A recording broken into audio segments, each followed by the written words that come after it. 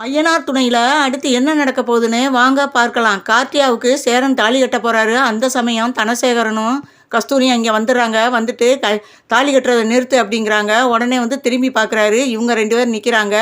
எல்லாருமே அதிர்ச்சியோட திரும்பி பார்க்குறாங்க.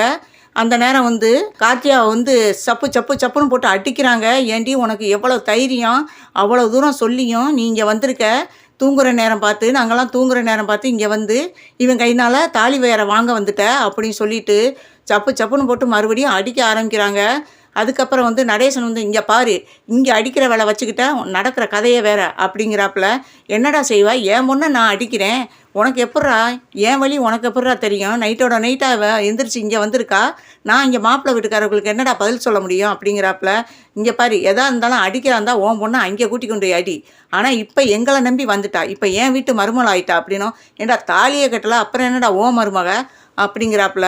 இங்கே பாரு, இன்னும் கொஞ்சம் நேரம் சென்று நீ வந்துட்டேன்னா இன்னும் யாரும் என் பையன் தாலி கட்டியிருப்பான்.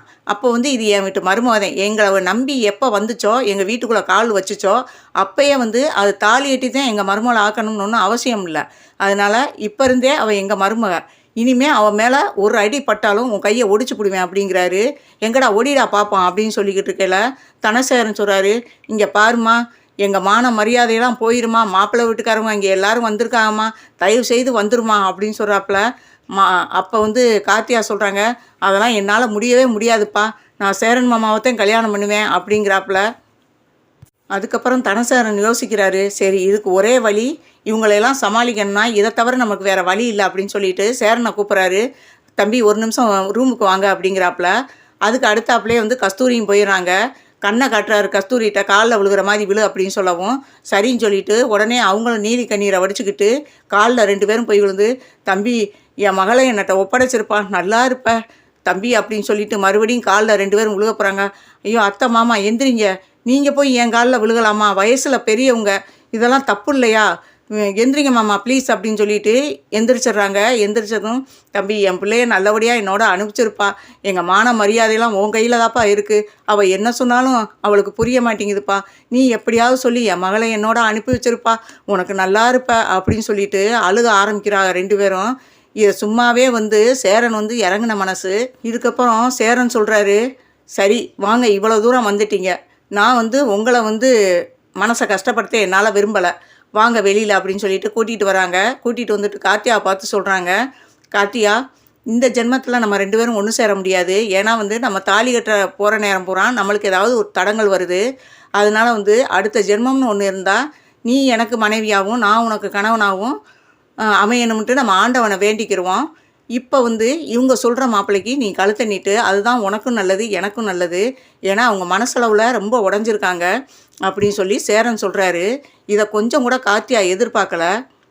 சேரன் மாமா என்ன சொல்கிறீங்க மாமா, ஏன் மாமா இதுக்காக நான் இவ்வளோ தூரம் ஓடியாந்தேன், என்ன மாமா என்னை புரிஞ்சுக்கிறவே மாட்டேங்கிறீங்களே மாமா, இப்படி சொல்லி சொல்லிதாம்மா என்னையை பயமுறுத்தி வச்சு என்னை இவ்வளோ நாளாக ரூமுக்குள்ளே பூட்டி வச்சுருந்தாங்க, இப்போ நான் வந்து அதை மீறி வந்ததுனால இப்போ வந்து உங்களை வந்து மைண்டை வந்து சேஞ்ச் பண்ணியிருக்காங்க, இவ்வளவுதான் வித்தியாசம், இவங்க பேச்செல்லாம் நம்பி ஏமாற வேணாம், தயவுசெய்து சொல்கிறத கேளுங்க மாமா, ப்ளீஸ் என் கழுத்தில் தாலி கட்டுங்க மாமா, மாமா சொல்லுங்க மாமா அப்படின்னு சொல்லிட்டு நிலாவை கெஞ்சுறாங்க, நடேசனை கெஞ்சுறாங்க, பல்லவன் சோழன் பாண்டியன் எல்லாத்தையும் நீங்கள் எல்லாரும் சொல்லுங்களேன், சேரன் மாமா ஏன் இப்படி புரிஞ்சுக்கிற மாட்டேங்கிறாரு என்னைய அப்படின்னு சொல்லிட்டு அழுக ஆரம்பிக்கிறாங்க.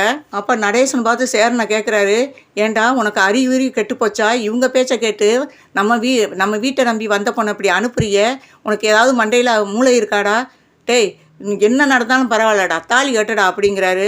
இல்லைப்பா, எனக்கு ஒருபோதும் என் மனசு அதுக்கு இடம் கொடுக்கல, தயவு செய்து வந்து நீங்கள் கூட்டிகிட்டு போயிருங்க, இதுக்கு வந்து நீங்கள் யார் சொன்னாலும் நான் இந்த பேச்சை கேட்க மாட்டேன், கார்த்தியா இதோட என்னை மறந்துடு, உங்கள் அம்மா அப்பாவோட போ அப்படின்னு சொல்லிட்டு படக்கணும் ரூமுக்குள்ளே போய் கதவை சாத்திடுறாரு சேரன்.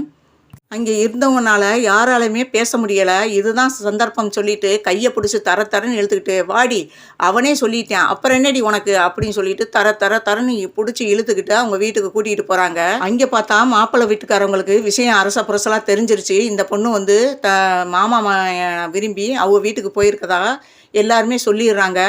இவங்க எப்படா வருவாங்கன்னு சொல்லிட்டு மாப்பிள்ளையுடைய அம்மா அப்பா வாசலில் தயாராக நிற்கிறாங்க. இவங்க பொண்ணை கூட்டிகிட்டு போனதும், இங்கே பாருங்க, இனிமேல் உங்கள் பொண்ணை நீங்களே கட்ட சொன்னாலும் நாங்கள் கட்ட தயாராக இல்லை, அதனால் இந்த கல்யாணத்தை இதோட நிறுத்திக்கிறோம் அப்படின்னும். என்ன சம்மந்தி சொல்கிறீங்க, என்ன சம்மந்தி, எதுவும் என்ன ஏதுன்னு சொல்லாமல் நீங்கள் வாட்டுக்கா கல்யாணத்தை நிப்பாட்டணுங்கிறீங்க அப்படின்னு கஸ்தூரி பதறாங்க.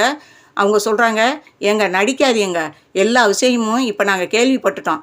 இப்போ அந்த பொண்ணு விரும்பின பையனோட சேரன் போன பிள்ளைய நீங்கள் கூட்டிகிட்டு வந்திருக்கீங்க, இதுதானே? இந்த இதெல்லாம் இனிமே என்கிட்ட சொல்லி நாடகம் ஆடாதீங்க. நல்ல வேளை தாலி கட்டின பிறகு இந்த விஷயம் தெரியாமல் தாலி கட்டுறதுக்கு முன்னாடியாவது தெரிஞ்சிச்சே அப்படின்னு சொல்லிட்டு கஸ்தூரியும் தனசேரனும் எவ்வளவோ சொல்லி பார்க்குறாங்க. அவங்க யாருமே கேட்குற மாதிரி இல்லை. மாப்பிள்ளையை கூட்டிக்கிட்டு, மாப்பிள்ளையுடைய அம்மா அப்பா கூட்டிக்கிட்டு அவங்க சொந்த பந்தங்களோட வெளியேறுறாங்க.